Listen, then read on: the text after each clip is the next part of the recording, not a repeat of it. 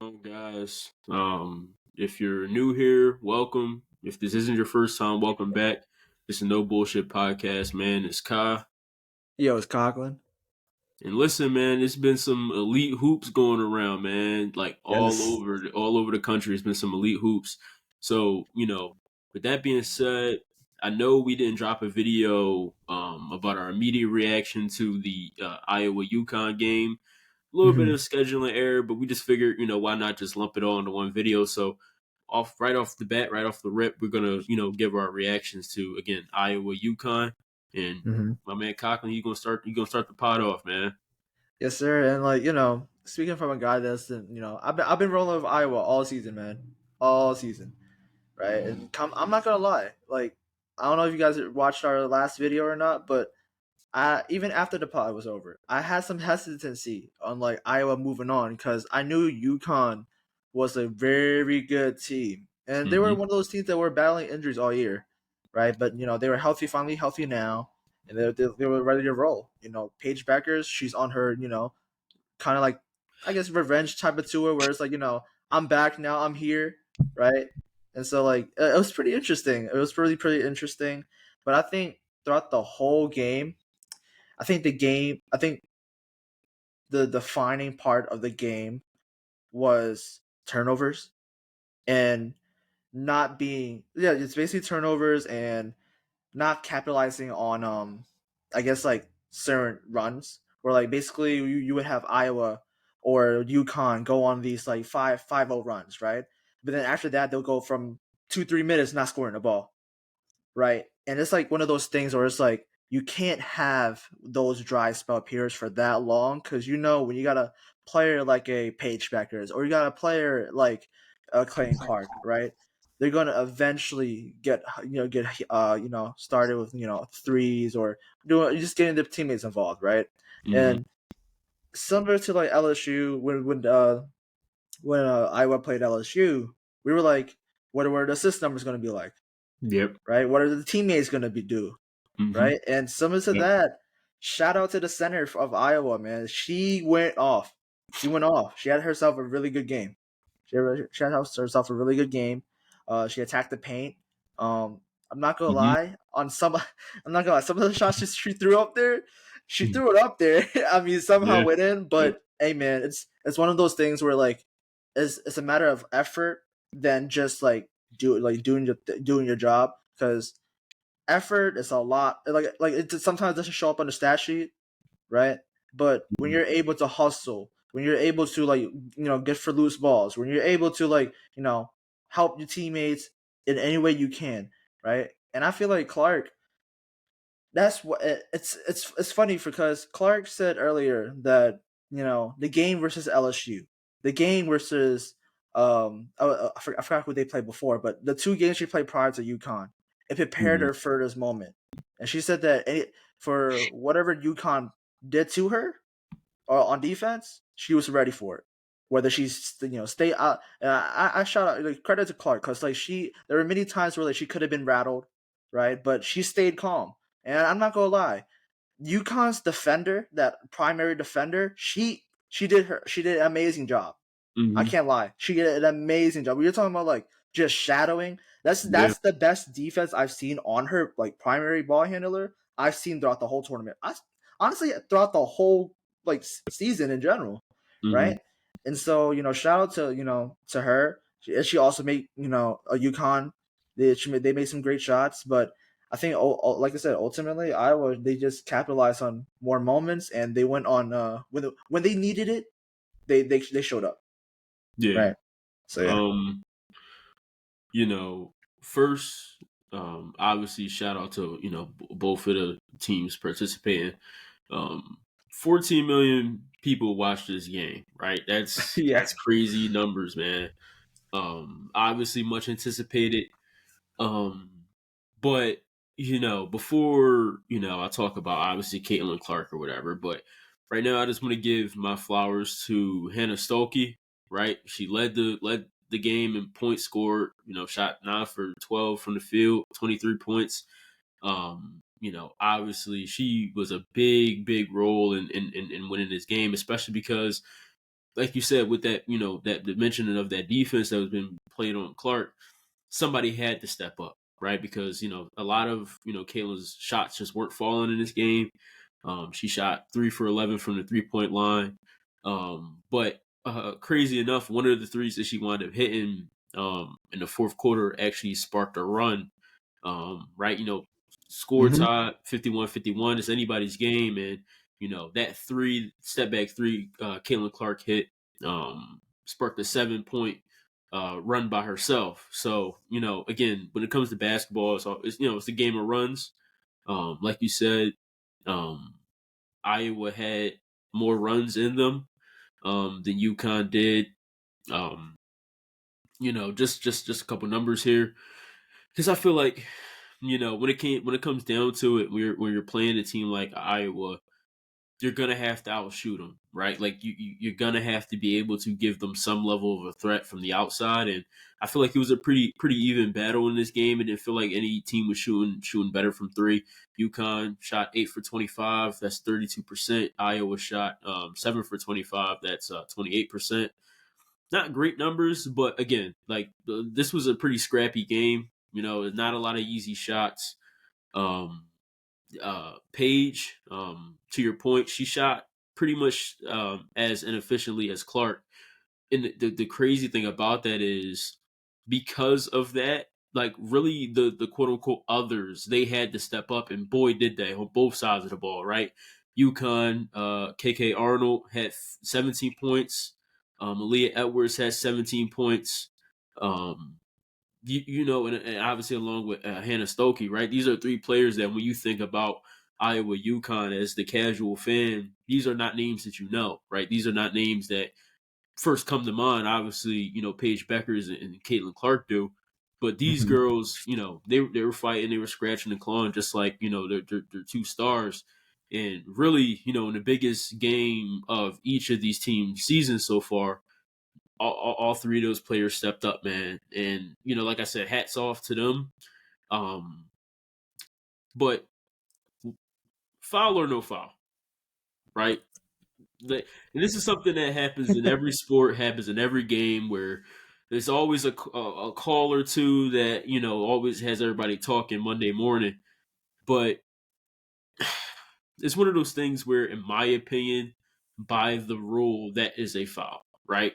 Yeah. Um, the only issue I have with that call being made is when it comes down to the trend of the game, right? Where all game they were letting these girls play, right? They were letting them be physical on both sides of the ball. So if that's the game that's being played, I feel as though if I'm the ref, I don't call that. If, Mm-hmm. for example, again, you got to be consistent. If you're going to make that call in the fourth quarter, you got to be willing to make that call in the first quarter, the second quarter, Yep. third. You know what I mean? No matter what. Now, if you're a ref like that, okay, it is what it is. I drew the foul, or I fouled her, whatever. Okay, I can live with that. But if Mm-hmm. all game, if you're letting us, put our shoulder into each other, if you're letting us give each other elbows or whatever, play physically, then I feel like in the grand scheme of things, I wouldn't have called that, right? Especially Mm-hmm. when, if we're being honest with each other, this is the type of screen setting that Draymond Green has made an entire career off of, right? Like, where you as Yeah. a fan, whenever you play against the Warriors, you're always screaming, "He's moving," right? But Yeah. it's one of those things where I don't. Again, by rule, it is a foul, so I can't be but so upset that they called it. It's just, and this is not just with this game, but just overall, I feel like Mm-hmm. what me and a lot of other fans are asking for is more consistency from refs throughout the game. Right. Mm-hmm. Right? If you're gonna let the guys or girls play, let them play. If you're gonna call it by the rule, call every foul by the rule. Right? But you know, Yeah, just quickly on my thoughts on that call, like, watching it live, honestly, I didn't think it was a foul. I'm gonna be honest, like watching it live fast, it's like, whoa, what happened? Well, like, everybody just slowed down for some reason. I was like, what's going on? And they say, oh, they called a foul. And I'm like, ain't no way, right? But then they showed the replay. I was like, oh, okay, I see why they called a foul. But then in my head, right, it's here's the thing, it's like it's two sides of my head, right? I got the the actual non-biased me, where it's like, yeah, it That should not be. Although it is like you said, although it is a foul, right? You can't deny that by the book, it is a foul. But the way the game is trending, the way they've been fighting all game, pushing and shoving all game, even like at times they're putting a hand on their shoulder, on their backs the whole game, right? They didn't call it, but now they decided they wanted to call it, Yeah. right? And that's where the other side of my head comes in, where the Iowa fan in me is like, "Fuck it, Yeah. fuck it, we won," Mm-hmm. because like I think it plays both sides. You see two sides of it. I mean, Yeah. if your team got that call, right, and you needed that call, you'd be Mm-hmm. jumping for joy, Yep. right? But if your team didn't get that call, you'd be doing the opposite, Yeah. right? So UConn or Iowa, if they were both faced in each other's position, they would understand. Mm-hmm. They would understand, right? Because we all knew that came down to the last play. It was to that play, Yeah. right? And I do think that was kind of funny where like the game was pretty much over, and it was like on an inbound play where Clinton Clark just threw it off a page page Yeah. back on and then just wasted like a few more seconds. I thought it was kind of funny, but no, yeah, I mean it's definitely a tough call at the end of the day, right? But Mm-hmm. I think when you look back at it, you just can't call that in that moment. You just can't. You don't want to have a game end on that moment, right? Especially the way it was going. But it is what it is. Yeah, and to your point, like you said, like no matter how, whether it was a call or no call, there was going to be a fan base that was going to be upset, Yes. Yeah. especially if off of that screen, Hmm. UConn hits a three, wins the game, right? That was Yeah. going to be, the talk of the town. Was she moving? Was she not? Like, and that's where I do give refs some grace because you're damned if you do, damned if you don't, right? You can't make Yeah. everybody happy. Hmm. And I also don't necessarily subscribe to you can't make a call in that moment because also I feel like that takes a lot of slack away from the player because I feel like in that moment you Hmm. have to be disciplined, right? Right. Whether Hmm. it's a moment like this or, with the Chiefs and the Eagles in the Super Bowl, you have to be disciplined at the end of the game, right? Because in my Yes. opinion, as a player, I don't want to leave it up to the refs. I don't want them to see Hmm. anything where they might blow the whistle, right? So Right. I'm going to make sure that in this moment, I'm doing everything right. So I don't put the ref in that position, which, ultimately could have, swung my team's percentage of losing in the wrong direction. But it's funny that, in the grand scheme of things, we talk about stuff like this because it's just the question of if, right? Because who knows? What if they don't call that? UConn puts up a shot, they miss it, right? It's the same outcome. And It's I don't hypotheticals. necessarily agree with, people that saying, Iowa got saved or all this because again, like I said, who's to say that they hit that shot, right? So Right. again, as a fan of me, yes, I would have wished to at least see the shot go off, but Hmm. I do get both sides, like you said. But ultimately, like you said, Iowa took advantage of more opportunities in this game than UConn did. Hit Yep. hit shots when they needed to hit shots, Hmm. and ultimately that led them to the championship game against South Carolina. Right? When you talk about a juggernaut in South Carolina, like Yes. where regardless whether it was Paige or Caitlin, I was curious to see how either of those would have dealt with the defense and again that juggernaut that is in South Carolina. So I'll let you give your initial thoughts, man. This is tough, man. This is really, really tough. Like, Iowa, they fought to the very end, right? Um, you know what? I'll highlight the positives. Like, you know, if you're Iowa, you couldn't ask for a much better start than the first quarter. That first quarter was perfect, Mm-hmm. right? Maybe except for the last maybe 2-3 minutes, but Mm-hmm. besides that, that was a perfect game plan. Like you had South Carolina where you wanted them. Like I'm talking about when you went up like I think it was like 17-3 at one point or Mm-hmm. something like that. It was insane. I was going crazy. The fan in me, I was going crazy. It's like this might be it. This might be it, Yep. right? But I think when it comes to, but then after that though, second and third quarter, Iowa just got dominated. They lost the game in the middle quarters, second and third quarter, right? Because South Carolina, their coach, phenomenal coach, man, phenomenal fucking coach, man. Hats off to her. But she made adjustments. She made fucking adjustments, man. And I think this was the one thing I wanted to see from an LSU, right? Where you can, when you're able to out rebound the team, are you able, especially on offensive end, right? If you're able to get more boards, offensive boards, are you able to capitalize on those chances, right? Yeah. And guess what? South Carolina did. They fucking did.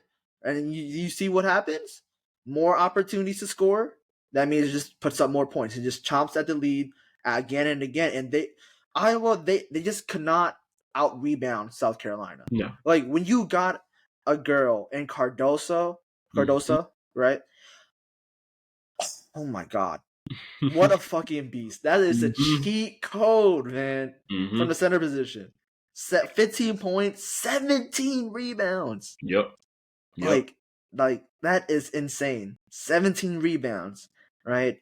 I'm just read the what's called the rebound numbers. 51 to 29. 51 to 29. Man, and they had, of those 51, they had 18 offensive rebounds. Yep. Right? And they converted 80% of them. Yeah. That's the game for you. That is literally the game right there. Right? And besides the rebound and stuff like that, shout out to and this has been their model throughout the whole season, right? Where their coach was like, our program, if you want to come here and win championships and titles, we're the team for you. But if you want to come here and try to win player of the year and all the individual awards, this is not the program for you. You can leave, right? And I like that because she trusts her bench a lot. Yes. Right? You talking about when you can have a team, especially in college basketball, where you can run basically a 9-girl lineup.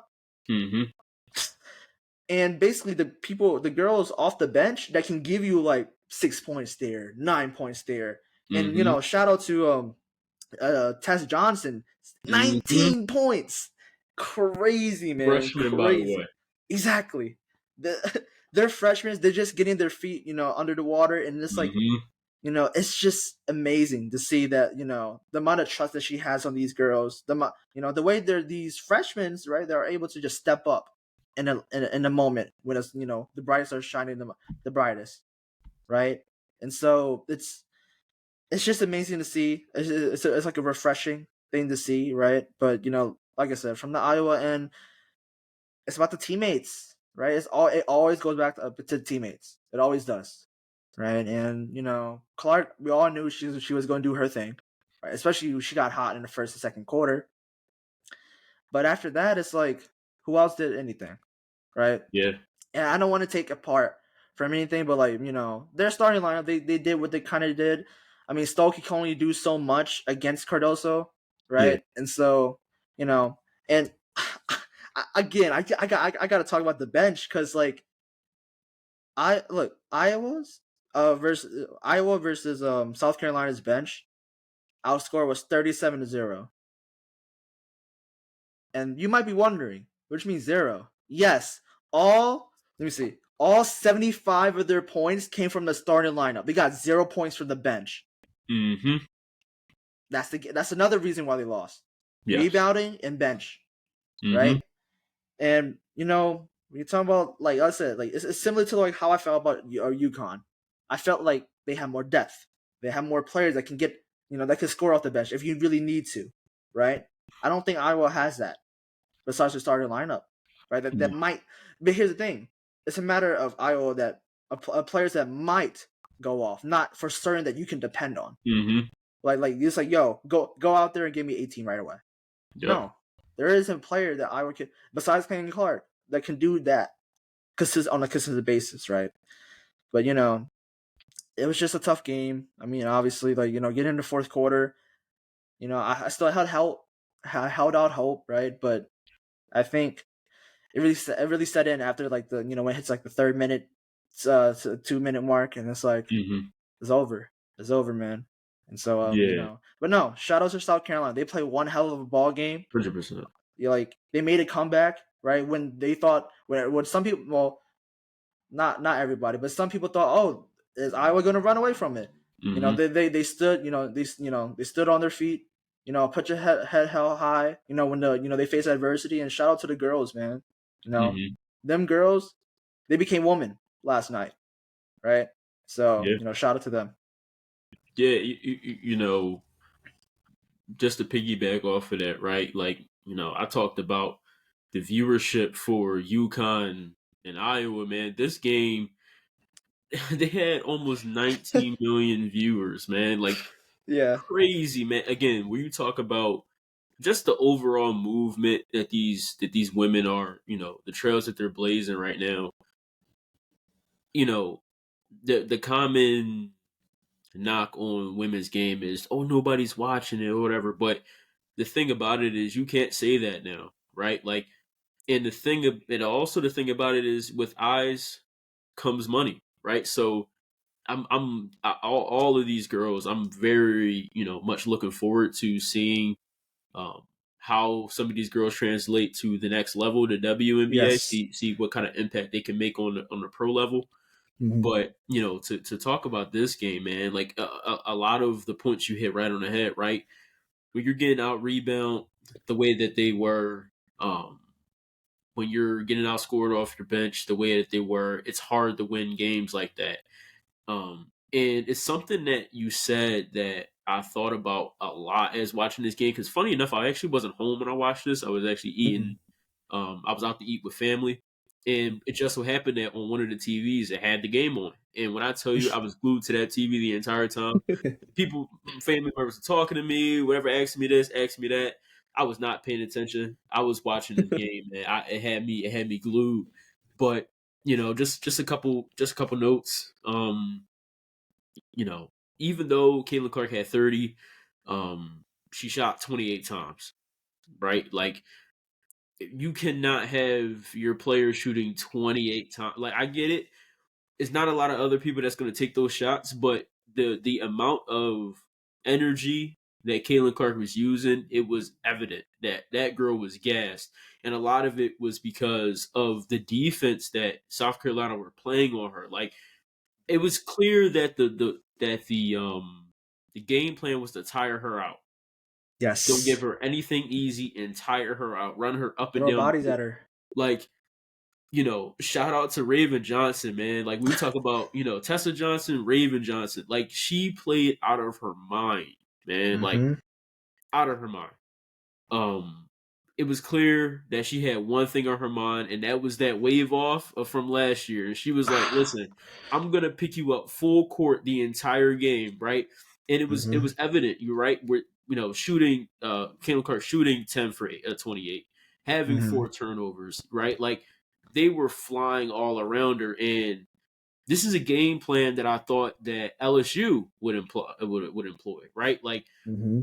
both with the rebounding and everything, and putting a player archetype similar to Raven on her just the entire game and really tire her out the same way they done the last previous 3 encounters we had with Iowa. Mm-hmm. But obviously South Carolina executed that plan to a T. And I expect nothing less of a Dawn Staley coach team, right? She's, in my opinion, the best women's basketball coach in the sport. Mm-hmm. Philly born and raised, so Yes, I was definitely sir. rooting for my girl. You know what I mean? As soon as LSU got knocked out, I was like, okay, I'm rooting for Dawn, man. Like, and just the leadership that she shows, right? And in a lot of her interviews, she Yes. just consistently drops gems. Mm-hmm. So I was definitely rooting for Dawn, but it was funny, with Raven, she is the perfect definition of offense is not everything, right? There's two Yes. sides of the ball, Yes. because on the offensive side, she shot 1 for 11, right? And for a lot of players, especially young players, they shoot 1 for 11, they're completely out of the game. Their head is out of the game. Yeah. They're just walking around being lazy. But she was like, man, fuck that. If my shot ain't falling. Okay, it's other ways I can impact this game, and I feel like for a lot Mm-hmm. of players, both older and younger than her, is a lot that you can learn from that. Right, where Mm-hmm. yes, my shots are not landing, whatever. There's still ways to impact the game. So definitely shout out to her. Like you said, Tessa Johnson, freshman off the bench with Oh 19 my points, goodness. crazy. Obviously, Camilla winning MVP. You know, hands down the best player on that team, Yep. and one of the best women's basketball players in college. Very, very interested to see where she goes to the next level. Um, and in my opinion, outside of the rebounding and the bench points, the perfect word to describe this game is just adjustments, man. Like when you talk about a Yes. chess match, like you said, Iowa connects for much better. In the first half, they had 46 points, right? And in our group chat, I was even saying this. I was like, I trust Dawn. She's gonna make the adjustments, and boy, did she! They had 29 points in the last two quarters. Second half, 29 points. When you Yep. talk about making adjustments at halftime, you talk about dialing in and going for the kill. That's exactly what South Carolina did. They didn't play with their food. They didn't, and again, hats off to those girls, and they completed the undefeated season, right? Like Yeah. crazy. Like, and no matter what sport, what era, going undefeated is a feat that not many people can say that they've done. So Yep. again, hats off to those girls, and yeah, they're national champions. Yeah, and like, just going back to the fact that like, when we talking about viewership, about like, like people don't watch a women's game because they don't got talent, this and that, right? I'll tell you this much. They have tons of fucking talent going to the league now, right? And I want to shout out players throughout the tournament, man, right? And those are entering the draft, right? Clay Clark, Cameron Brink, Camila Cardoso, Aaliyah Edwards, Angel Reese, right? These girls and many other girls that I haven't mentioned yet that are going to the league this upcoming draft, they are going to change the future of women's basketball, Mm-hmm. man. And we said this before. Kai has mentioned this plenty of times. Where like, you know, women's basketball is still a new kind of like a new sport, Mm-hmm. right? It hasn't been fully developed as the NBA now because the NBA has more roots to it, Yep. right? But you're starting to see things here and there, right? Where you see Clarence Clark trying to be that face, right? Mm-hmm. You see Cameron Brink, you see Cardoso, like I said, all the names that I've said, right? Angel Reese, right? They are going to change the future of women's basketball, Yep. right? They are going to show women that there are multiple ways to be a basketball player, right? You don't have to be a certain size. You don't have to be a certain like play style, right? You can be offensive. You can be defensive. You can be both, Yep. right? There's many multiple layers to it, right? Mm-hmm. And I just think that this is just going to be so exciting. You see how these girls perform in the in the big leagues, Yeah. right? And it's definitely refreshing for sure, Mm-hmm. right? Because like I think this is like one of the few tournaments like I'm not gonna lie because like I don't really watch college basketball through and through like that unless like March Madness happens, right? Yeah. But Yeah. Same. I feel like the past couple of seasons I've tuned in a lot more of like women's basketball. Cause I was like, you know what, I'm starting Mm-hmm. to see this high. Let me tune in, right? And for all you guys out there that have not tuned into any women basketball games or just only a couple, shame on you guys. Mm-hmm. Shame on you. Cause you lost out on some good fucking basketball, Yeah. man. 100%. Right? And so, it's I just want to shout out all the girls that just performed this season, man, because they just went nuclear, man. Nuclear, man. Yeah, like when you talk about March Madness and not watching college basketball, like when I tell you, I have not watched a single men's game in March Madness right now. Actually, Yeah. as we record this podcast right now, the men's championship is on right now. So, Yeah. and we haven't done a single video on it. Like we talked about it a little bit, but it just hasn't had that same pop as the women's game has had Yeah. this year, right? Also, when it comes to the draft, very, very interesting that Paige Beckers returns back to UConn for another year. Her Yes. fifth year, she Yes. returns. Mm-hmm. So I believe that she's realistically putting herself in a position where she could potentially go number one overall the following Mm-hmm. year. Um, which again, from a business perspective, 100% I agree with it. Right? You want Yes. to give yourself the best chance to go number one as possible, and especially coming out with a player like Caitlin Clark, that's going to be a tough call. But next year, right, if she can string together another successful run with UConn, right, they're a story college, both men and women, as the men's team is in the championship right now. Um, Yeah. so again, if she can go on another run, I feel like she puts herself smack dab in the number one pick conversations, and that's just another name that's going to be being sent to the pros. So if you haven't watched the WNBA game yet, I feel as though a lot of people are gonna be not be able to say that, because it's gonna be hard not to want to watch these women and see just how their games translate, right? Just Mhm. how where obviously Indiana have the number one pick, they're gonna go Caitlin Clark. Yeah. Just imagining a team with Caitlin Clark and Aaliyah Boston, like both studs, both obviously Yes. number one overall picks. Like Mm-hmm. it's good. I feel like that their franchise itself can turn around very, very fast. So, Mm-hmm. um, just seeing that, right? Like, and again, then potentially seeing these girls have success to the pros, that brings even more eyes, right? Yes. So I feel like it's just amazing, just as a sports fan, to be a part of this, to Yes, see man. this, right? Because who knows? Maybe in my future, I have a daughter and she turns fucking 6'3", right? I want her ass in the fucking league. So Yes, sir. having players like this that potentially, whether if you have a daughter or whatever, or younger sister or whatever, that these younger girls can look up to and see that, okay, I can do that too. And that's all types of representation, all over the spectrum. So just being able to see that, I feel like, is very important. And again, we'll definitely have our eyes out for those ladies. But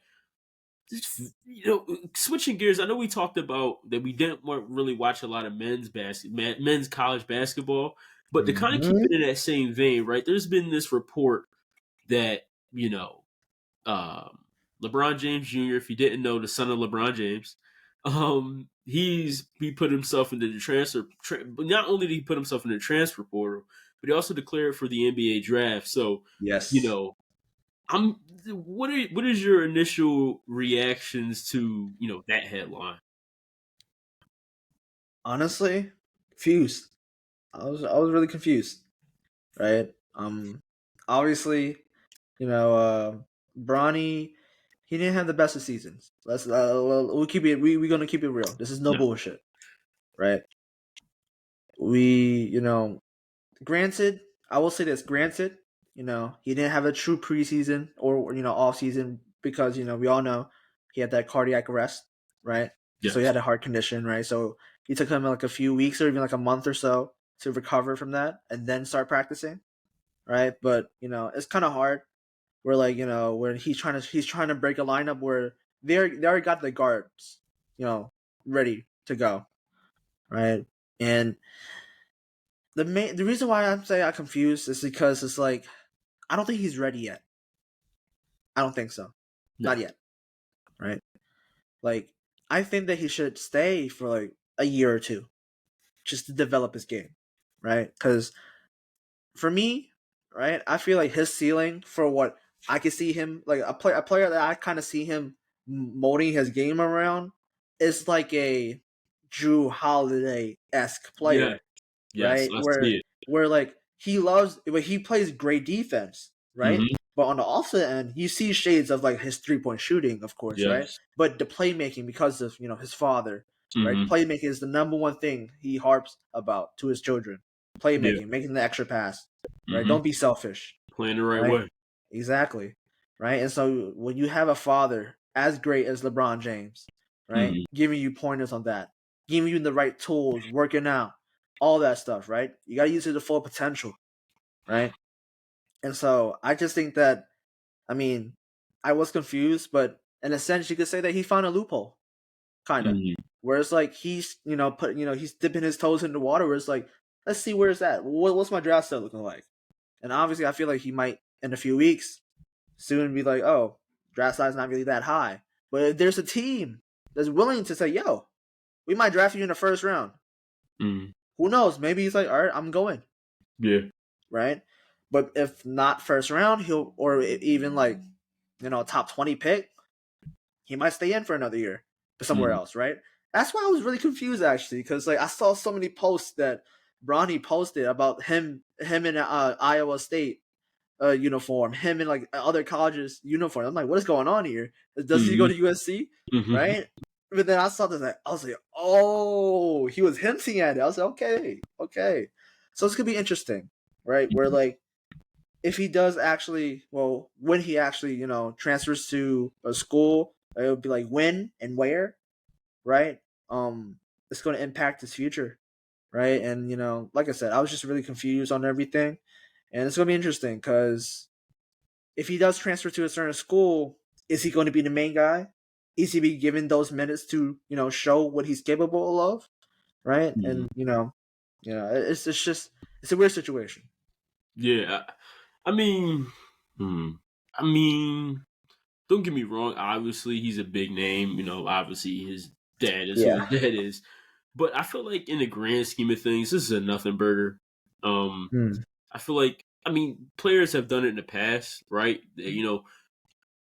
It's all about keeping your options open. And honestly, if I'm gonna trust somebody with my future is gonna be LeBron James, right? My basketball future. So I know for a fact that LeBron is in his ear and offering the best advice that he can give him.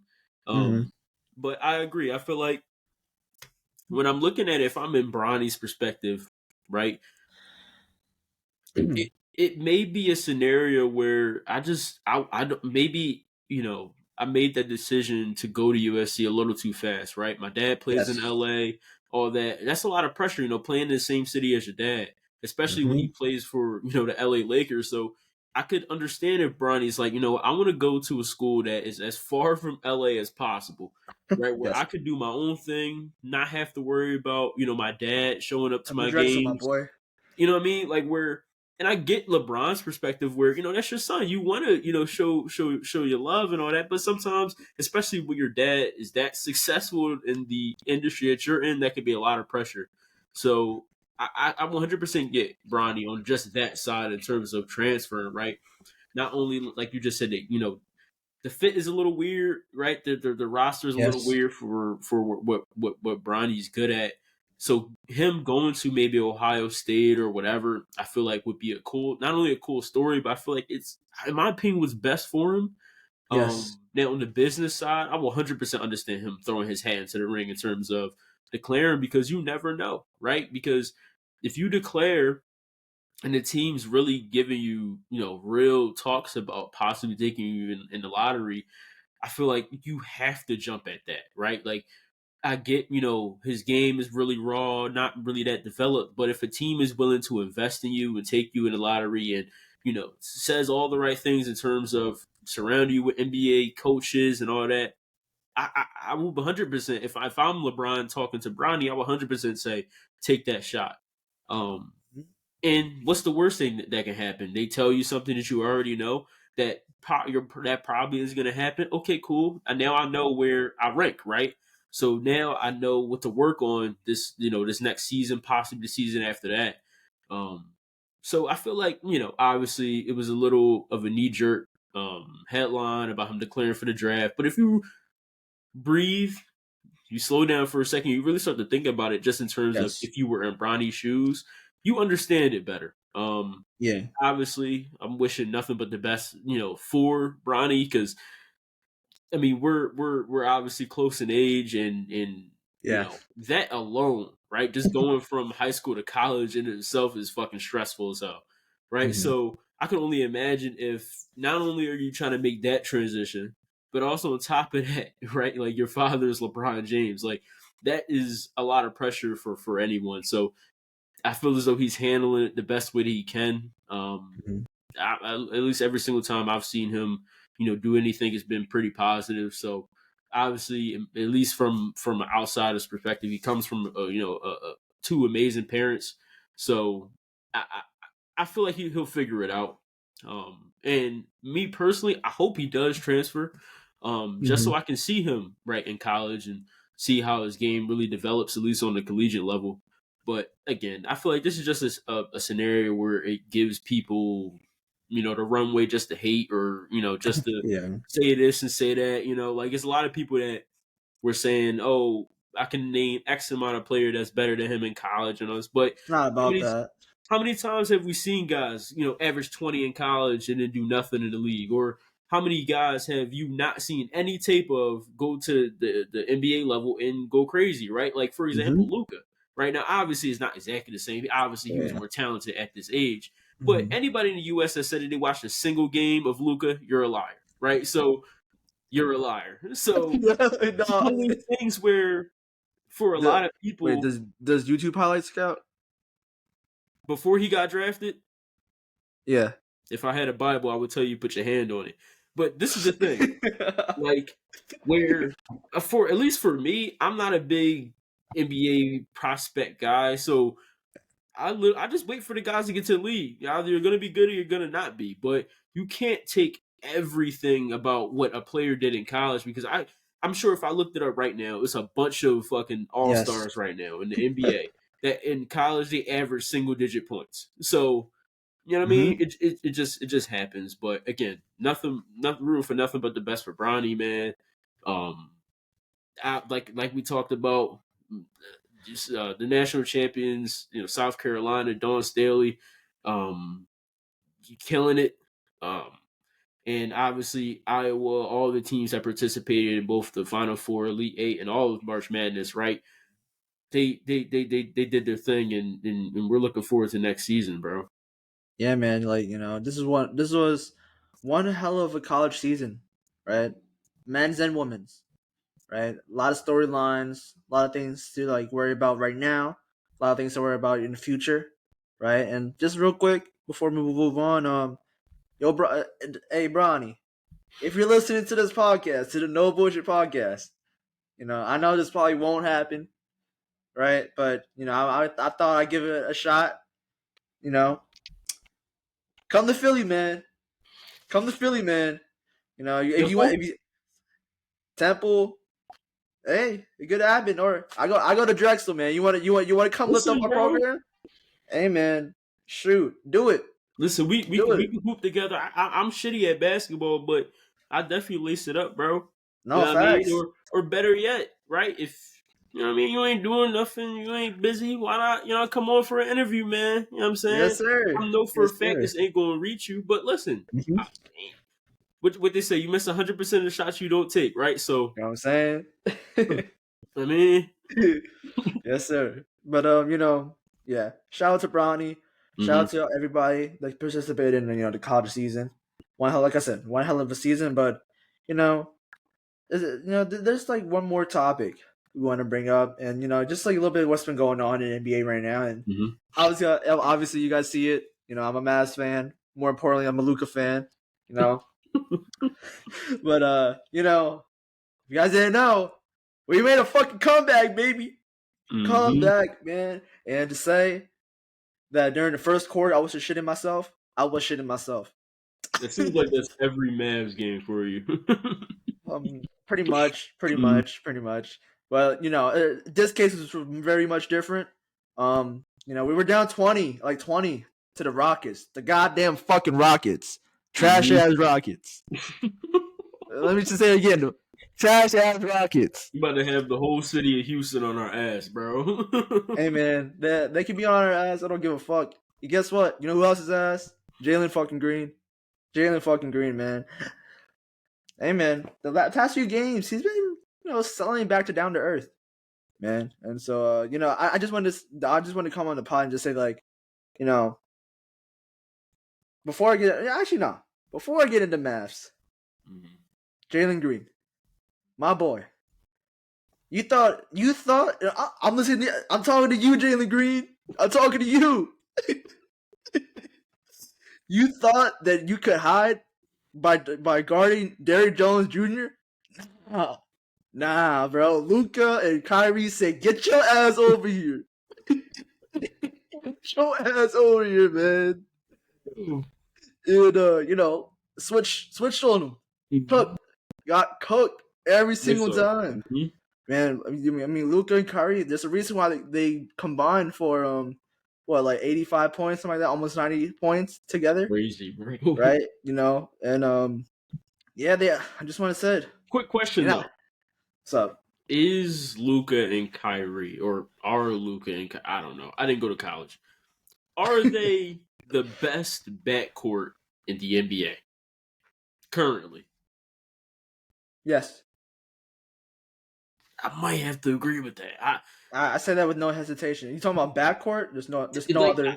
I don't feel like there's any point guard, shooting guard, combo guards, whatever, that are playing at the level that these two really have been playing all season, but especially as of late, right, where you guys have been pushing for that 6 seed, possibly higher. Where are you guys at right now? We're 5th seed, actually. We are 5th seed. You're the 5th seed? Oh, holy shit! Yeah, you're only 2 games back of the Clippers. So Clippers, please sell. The run that you guys have been on right now, it makes it where, again, like you just said, like it's a no-brainer, which is crazy, right? Because when Kyrie originally got traded, there was a whole bunch of talks about how the fit would be, the whole nine. Yes. And these guys, man, they've been on a tear. Yes, like the thing with Kyrie, man, like obviously I had my doubts, right? I had my doubts, right? But I knew Kyrie, if he was on the court and doing this thing, he would be a great pickup for us, right? You're talking about a guy that's part of a finals run, multiple finals runs, right? He has that DNA in him, his championship DNA in him. He hit a clutch shot, in Game 7, right, in the NBA Finals, right? And so I feel like what I've seen this whole season is that Kyrie is being a mentor. He's entering that stage of his career where he's not only a great player, but he's also being a mentor to all these guys around him. Especially Luka, man. Especially Luka. Yeah. Right? Talking about, hey guys, stay calm under the pressure. Right? It might look bad right now, but keep your head held high and just keep going. Let's keep rolling. Right? And what I've seen from other past Mavs teams compared to this one, this Mavs team has belief. Like, it doesn't matter how much we're down by, we will fight. Like, will we win in the end? That remains to be determined, right? But I cannot say that if we're down 20 in the first quarter or first half, right? We're not going to give a fight in the second half. What I've seen from this team, from not only Kyrie and Luka, from PJ Washington, from Daniel Gafford, from not Dwight Powell, but from Derek Lively, Dante Exum. Exum, man, he's playing really well. The Lakers killer. But yeah, it's a bunch of other guys. There's like they're doing really, really well, right? And it's a kind of like a flashback to when Jason Kidd said, "Oh, these are basketball players. They're best of the best. They're gonna figure themselves. They're gonna figure themselves out, right?" People took that quote and tried to spin it. It's like, what do you mean by that? So, are you not gonna make adjustments? No, it's a matter of guys playing together, gelling with each other, and learning what you guys do well and what you guys don't do well. Right? This is why it's a team game. Yep. Right? This is why teams like the Nuggets are able to make deep runs. Right? This is why the Celtics are able to make deep runs. Right? Or even the Heat. Right? No matter how far they're down. Right? Or far down in the seedings. Right? They will make a deep run. Right? And so, it's one of those things where I was like, I'm seeing, the characteristics of what a championship team can be. But, it's for me right now, I still think our ceiling, I'll be honest, and that's where I come back down to earth, right? Our ceiling right now, for what I see, is that it's conference finals. No, I agree. Right? Anything besides that, that's cherry on top. That's cherry on top. Right? and we'll see where we go from here. But yeah, I just wanted to come on here and just talk about the Mavs and Kyrie. Shout out to him being a mentor. Luka becoming a great, better, not only a better player, but on the defensive end, but the better leader. He's becoming a better 100%. leader, right? 100%. We're he's not. I mean, obviously, there's one thing that he's never gonna, just never gonna go away. Him complaining about fouls, just never gonna go away, right? That's just how it is. But I seen that. I see the effort that he does on the defensive end, right? He's not just letting people blow by or whatever, right? So stuff like that affects the whole team, affects what we want to do as a team, right? And so shout out to him, and once again, Houston Rockets, you're fucking ass. Fucking ass. Would you agree? Fucking ass. Thought he was gonna win. Oh wait. Actually, I forgot. Us winning against them made him not go to play-in. That's crazy. So on that nugget, what's his name? I think his name is Tate. Or Jason Tate. Yep. Jason Tate. Houston! Yeah. Come out to play! Listen, man, that's one of the things I love about sports, right? Like, listen, sometimes that trash talk, it can bite you in the ass, right? You know what I mean? Something that, Klay Thompson said. So, Mr. Four Rings obviously, himself. it's one of Mr. Four himself. But it's one of those things, right? Like, where to talk about the Houston Rockets real quick. Şengün going down was the end of the season. I feel as though going into next season, if I'm in that front office, there's one thing and one thing only I'm walking away from the season saying, and Şengün is the player to build around. He is our player of the future. So whatever that entails, we got to pull all the stops, because when Şengün went down, so was their season, right? I know they went on a little bit of a run, but if they have Şengün for the rest of the season, they probably make the play-in, right? So probably, yeah.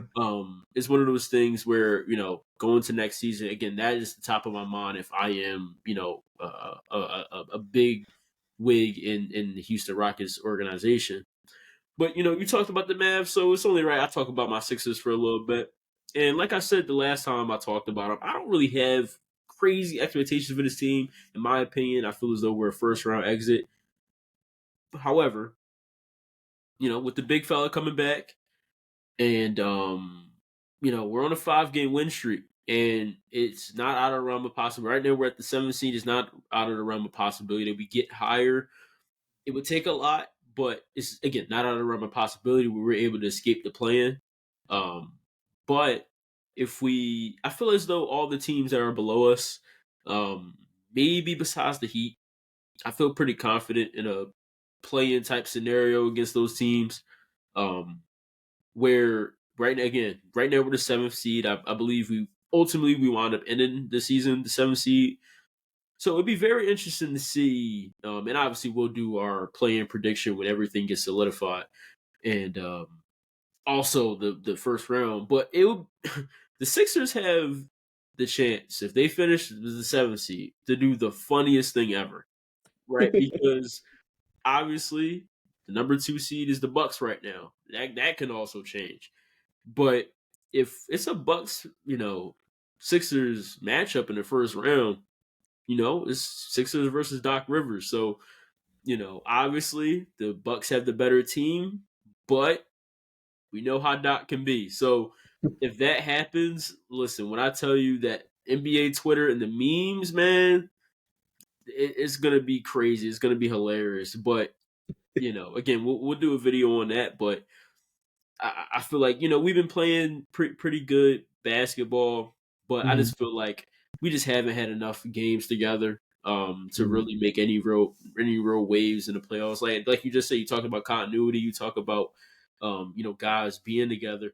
Just because of injury, this season they just haven't, and that's been a routine talking point in Philly for the last 6 years. But hopefully next year's different. Hopefully, Joel Embiid can play all games and play in the playoffs, and same with Maxey, because we need both of those guys for this engine to run.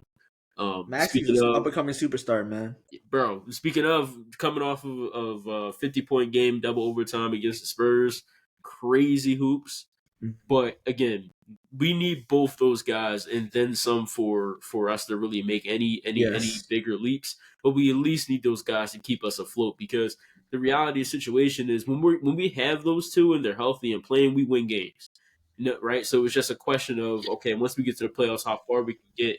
But at the very least, those two, like they're two of the more underrated duo like in the league, in my Yeah. opinion, right? And it's kind of crazy to say that, from a player like Joel Embiid, that he would be a part of an underrated duo, but Mhm. that's just the reality. And again, like I've been saying in all these videos, I talk about the Sixers. I feel like this offseason is the offseason for us to really make some real moves and Mhm. ultimately improve this team for the better. We're gonna have a lot of cap space.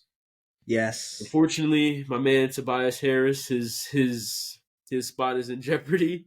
So we shall see. But again, looking forward to the playoffs. Just in general, just as a basketball fan, looking forward to the play-in, looking forward to the Yes. playoffs, and Mhm. like I said, we'll definitely have a video out about that. As that comes along. Yeah, I mean, as we come down, to the latter half of this pod, I think it's a good time just to shout out you guys, man. Like, you guys have been going crazy, and like it just makes me smile every single day when I just go check in on our reels on TikTok, whereas this Instagram or even our YouTube channel, man. And it's like these Hmm. last couple of videos, you guys showed so much love, and you guys don't know how much it just brings to light of our day, right? No Hmm. matter how bad of a day or how good of a day we're having, right? It just makes it even better, Hmm. right? It's just to see you guys showing support, liking, sharing, liking, sharing, and it's just insane, right? We're building this small community, right? And this it's only getting bigger, Hmm. right? And so we welcome everybody who's gonna come by, you know. It's let's get this thing rolling, you know. It's only been like 2.5 months, and I was just saying this is like Yeah. our 24th, 25th video, right? And so it's many more to come. We'll see, like, and who knows where our Mhm. channel will be at the end of the year? And it's crazy we're talking Yeah. about that because it's April, Hmm. right? But you never know. Once you blink, it's already December, Yep. right? So yeah, So yeah, man. Like Cochran said, man, keep doing what you guys are doing, right? Make sure you guys like, comment, share, subscribe. We have all our social medias in the description and yes everything. And sir, with that being said, you know, yes sir. Peace.